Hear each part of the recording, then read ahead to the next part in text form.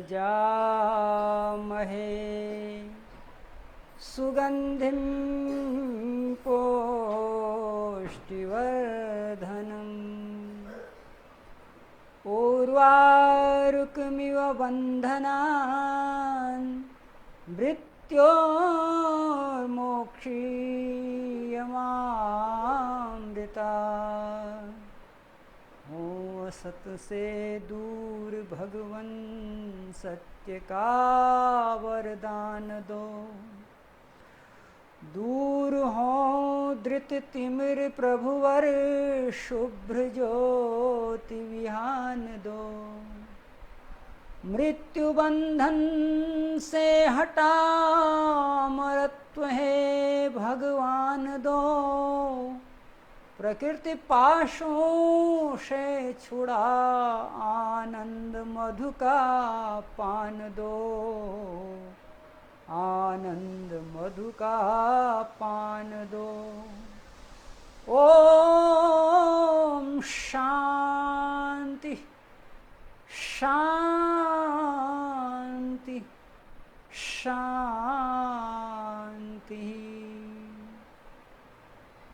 सम्मानित धर्म प्रेमी सज्जनों, सादर नमस्ते। आज का विषय है चिंता।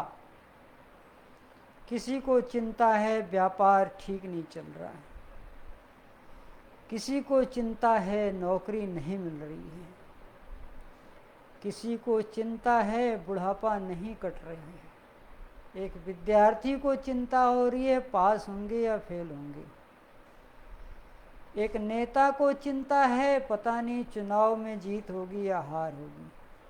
अगर इस प्रकार हम विश्लेषण करें तो समाज में 95% लोग चिंता से ग्रस्त हैं।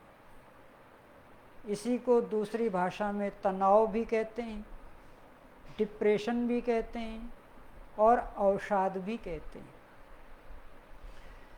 अब इस चिंता को दूर करने के लिए लोग डॉक्टरों के पास जाते हैं, ओझाओं के पास जाते हैं, फकीरों के पास जाते हैं, जहाँ जाना चाहिए वहाँ जाते ही नहीं हैं। क्योंकि चिंता और चिंतन तथा चित्त ये 3 शब्द मिलते जुलते हैं, हालांकि इनके अर्थों में बड़ा अंतर है, परंतु ये शब्द एक ही ग्रुप के हैं, एक ही समूह के हैं। अगर हम इन तीनों शब्दों पर चिंतन करेंगे तो हमें चिंता का वास्तविक स्वरूप पता लग जाएगा। चिंता होती किसको है? मनुष्य को होती है। किसके द्वारा होती है? मन के द्वारा होती है। तो चिंता करने वाला कौन है? मन है। और इस मन को शास्त्रों में चित्त भी कहा गया है। और ये चित्त 3 प्रकार के पदार्थों से बनता है, सत, रज और तम। इन 3 गुणों से मिल करके चित्त बनता है। अब इस चित्त में 2 प्रकार की बातें होती हैं, एक तो चिंतन और दूसरा चिंता। तो जो लोग चित्त से चिंतन करते हैं उनका तो जीवन ऊर्ध्व गति की ओर हो जाता है, वो जीवन में अच्छे मानव बन जाते हैं। परंतु जिनका चित्त चिंता से ग्रसित हो जाता है वो शरीर से तो जीवित हैं, लेकिन आत्मा का उनका पतन हो चुका होता है। इसलिए मनुष्य को चिंता से बचना चाहिए। उपाय क्या है? चिंतन करना चाहिए। चिंतन होगा कैसे? विद्वानों के पास, तपस्वियों के पास, शास्त्रों के अध्ययन से हमारा चित्त चिंता की जगह चिंतन करना प्रारंभ कर देगा।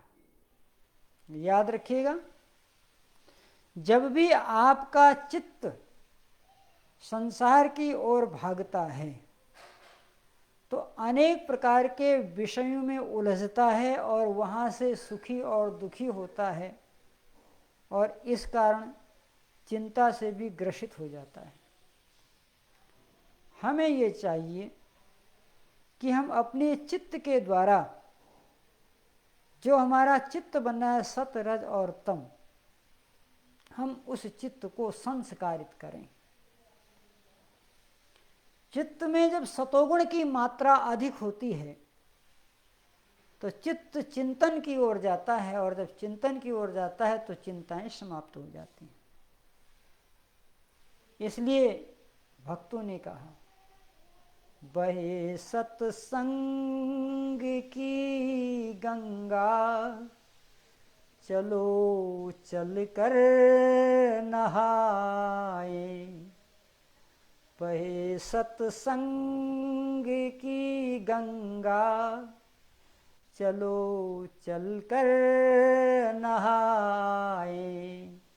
घड़ी आधी घड़ी जीवन की चिंताएं मिटाए। घड़ी आधी घड़ी जीवन की चिंताएं मिटावे। बहे सत्संग की गंगा, चलो चल कर नहाए।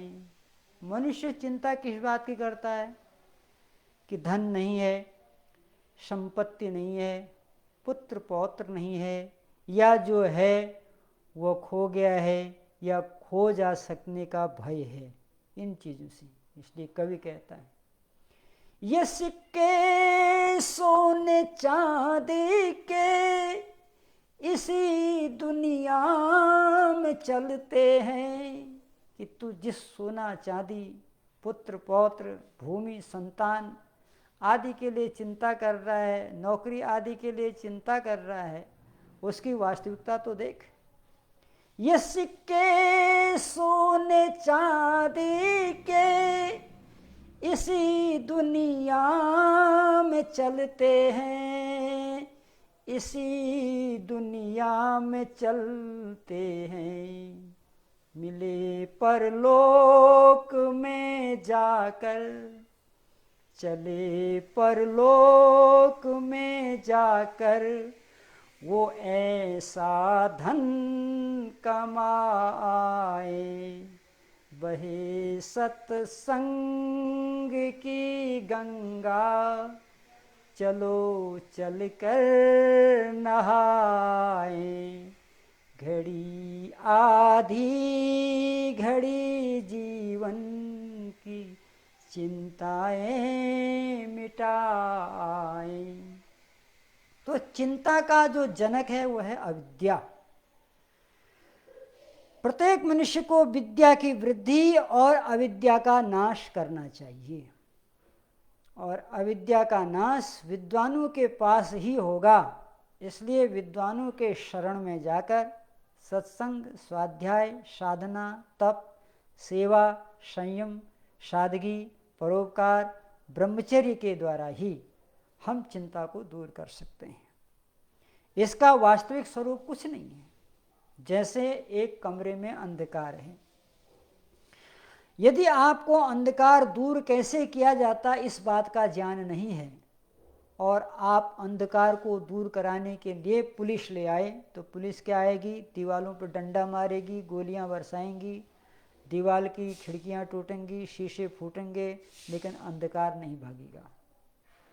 यदि आपने सोचा चलो जमादार को बुला लाते हैं, टोकरी में अंधकार को झाड़ के ले जाएगा, जमादार आएगा, उल्टा सुल्टा कमरे में झाड़ू लगाएगा, कुछ कूड़ा करकट छूट जाएगा, कुछ उसके पात्र में आके बाहर चल देगा, लेकिन अंधेरा दूर नहीं होगा। परंतु यदि आपने थोड़ी भी प्रकाश वहाँ कर दिया, चाहे वो प्रकाश लैंप का हो, चाहे वो प्रकाश टार्च का हो, चाहे वो प्रकाश बिजली का हो, तो प्रकाश होते ही अंधकार नष्ट हो जाता है। ठीक इसी प्रकार से अविद्या रूपी अंधकार को ज्ञान रूपी प्रकाश से नष्ट करते ही हमारी चिंताएं समाप्त हो जाती हैं और हमारे अंदर एक चिंतन आ जाता है। इसलिए कहा कि गाए जा भगवान की महिमा, गाए जा भगवान की महिमा, गाए जा। सुबह शाम इस मन मंदिर में, सुबह शाम इस मन मंदिर में झाड़ू रोज लगाए जा, गाए जा भगवान की महिमा, गाए जा भगवान की महिमा, गाए जा। चिंता और चिता इस जग में एक समान कहाती है, चिंता और चिता इस जग में एक समान कहाती है। एक जिंदे को एक मुर्दे को दोनों सदा जलाती है। आपने देखा, चिता तो मुर्दे को 20 से 25 मिनट में जला देती है, लेकिन चिंता रूपी आग जिसके शरीर में लग जाती है उसकी तो सांप और छुछंदर की गति हो जाती है। वो न जीवित में रहता है न मृत में रहता है, वो त्रिशंक की तरह इस भवसागर में लटक जाता है। इसलिए चिंता मा करो, चिंता मत करिए। यह संसार परमात्मा का बनाया हुआ है, सब कुछ उसी का है। मेरा मुझ में कुछ नहीं, जो कुछ है सो तोर, तोरा तुझको सौपन में क्या लागत है मोर। इसलिए चिंता मत करिए, क्योंकि चिंता और चिता में ज़्यादा फर्क नहीं है। कवि ने लिखा कि चिंता और चिता इस जग में एक समान कहाती है, एक जिंदे को एक मुर्दे को दोनों सदा जलाती है, एक जिंदे को एक मुर्दे को दोनों सदा जलाती है। अरे दुख जो दिलाए वही दुखड़े मिटाए, दुख जो दिखाए वही दुखड़े मिटाए, तू चिंता दूर हटाए जा, गाए जा भगवान की महिमा, गाए जा।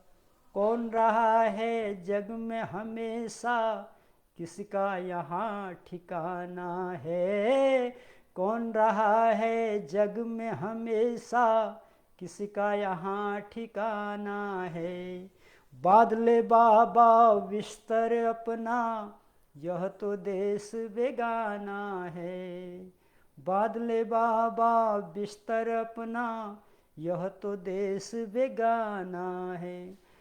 दुनिया एक सराय, यहाँ पर आए और कोई जाए, गाए जा भगवान की महिमा, गाए जा।